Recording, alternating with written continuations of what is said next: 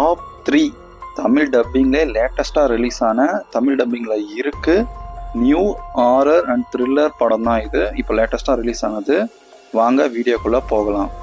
Top 3ல த sting தான். இது உங்களுக்கு அமேசான் ப்ரைம்லேயே வாட்சிங்காக இருக்குது, தமிழ்லே இருக்குது. டாப் 2ல நம்ம டான்லியோட த ரவுண்ட் அப் பனிஷ்மெண்ட் தான். ஆமாம், இது லேட்டஸ்ட்டாக ரிலீஸ் ஆனது. பழைய எபிசோட்லாம் பார்த்தவங்களுக்கு கண்டிப்பாக இந்த படம் பிடிக்கும். அதுவும் தான் ரிலீஸும் ஆகிடுச்சு தமிழ் டப்பிங்கில், மறக்காமல் பாருங்கள்.